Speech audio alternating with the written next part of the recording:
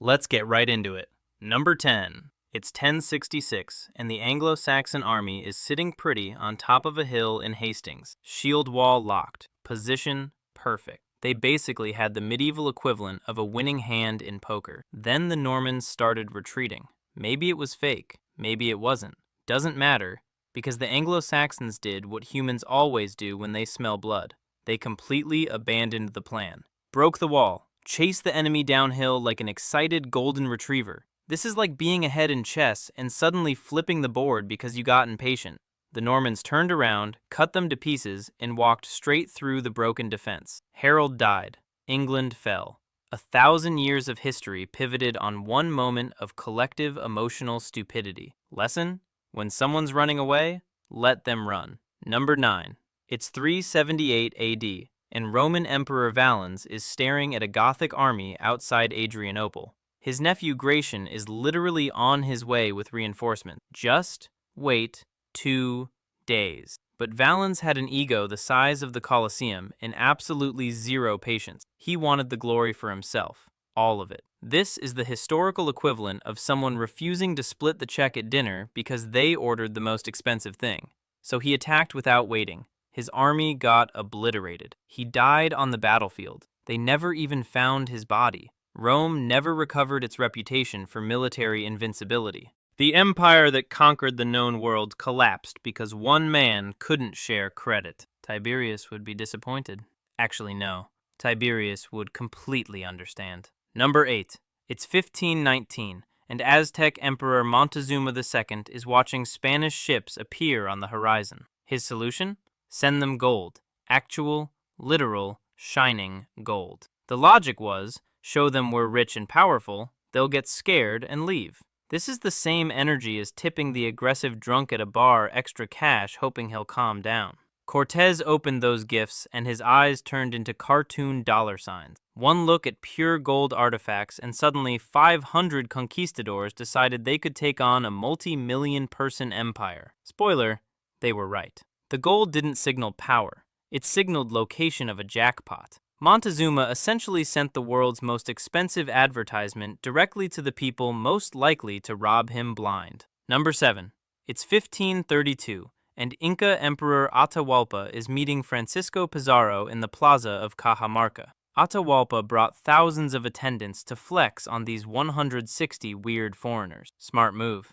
Except he told everyone to leave their weapons at home to show dominance. This is like a bouncer leaving his headset at the door because he wants to look relaxed. Pizarro had cannons, muskets, armored cavalry, and absolutely no interest in diplomatic niceties. The Spanish opened fire. Mass panic. Atahualpa got captured before sunset. Tragically, but with slight disbelief at human stupidity, an empire of millions lost its divine leader in one afternoon because nobody thought, maybe the heavily armed strangers are a threat. Punching the words like a verdict. One order, one plaza, one catastrophically bad read of the room. Empire, gone. Number 6. It's 1588, and the Spanish Armada, the greatest fleet ever assembled, cutting the pathos, disappointed, decides to anchor in a tight formation near Calais. Packed together. Neat little crescent shape. Like parking a fleet of Ferraris bumper to bumper in a fireworks factory. The English didn't even need their navy for this one. They loaded 8 old ships with fire, aimed them downwind, and went home for tea. The Armada panicked. Ships cut their own anchors, collided with each other, scattered into the North Sea where Scottish storms finished the job. Spain lost its naval dominance, its reputation, and roughly half its fleet to a bonfire and some wind. The Invincible Armada became history's most ironic nickname. Lesson: don't park in Calais. Number 5. It's 1793. And Britain sends an ambassador to China with cutting-edge technology, trade proposals, and genuine good intentions. Emperor Qianlong responds with a letter that basically says, "We have everything. You have nothing we want. Goodbye." Peak imperial arrogance. This is the historical equivalent of a blockbuster executive laughing Netflix out of a meeting. China sealed itself off from the Industrial Revolution happening in real time outside its walls. 50 years later, British warships arrived with actual cannons and a very different conversation. The Opium Wars began. China spent the next century being systematically humiliated by the same Barbarians, it dismissed. One letter, one sentence of pride, 1 century of consequence. Number 4. It's 1218, and Genghis Khan, the man currently conquering half the planet, wants to trade peacefully. The governor of a border city called Otrar looks at that caravan and thinks, free stuff. He murders the merchant, takes everything. Then, unbelievably, kills the diplomatic envoy Khan sent to complain. This is like stealing a car from someone who owns a tank battalion. Khan didn't negotiate. He didn't write a strongly worded letter. He personally showed up with his entire army and erased the Khwarezmian Empire from existence. Cities burned. Populations vanished. The governor got molten silver poured down his throat. Greed doesn't scale well against the largest land empire in history. Number 3. It's 1915, and Tsar Nicholas II has a brilliant idea. Russia is losing World War I badly. Generals are incompetent. Soldiers lack bullets. The obvious solution, clearly, is to personally take command of the entire military. Every minister told him not to. His wife told him not to. Common sense told him not to. He did it anyway. Now every military disaster had his name on it. Every dead soldier, every lost battle, every supply shortage, the Tsar, personally. This is like a CEO firing the IT department and then personally resetting everyone's passwords during a cyber attack. His authority evaporated. The army lost faith. The people lost faith. 2 years later, revolution. Family executed. Empire dissolved.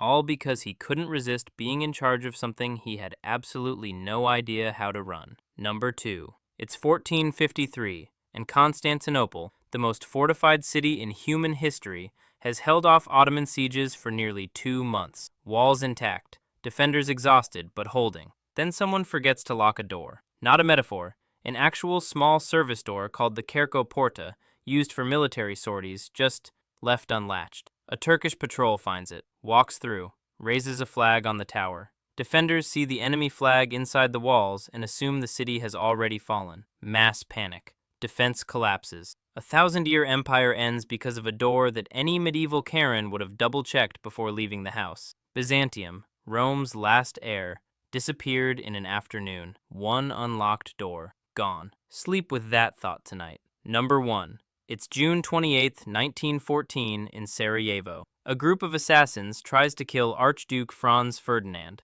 They fail. The bomb bounces off the car. Everyone goes home disappointed. Story over. Except Franz Ferdinand's driver later takes a wrong turn, realizes his mistake, and slowly reverses, directly in front of Gavrilo Princip, one of the failed assassins, who is just standing there eating a sandwich. The car stalls. 2 shots. The Archduke dies. And that wrong turn triggers World War I, collapses 4 empires simultaneously, Russian, Austro-Hungarian, German, Ottoman, and reshapes every single border on the planet. The most expensive navigation error in human history. No GPS, no empire. That's a wrap. See you next time.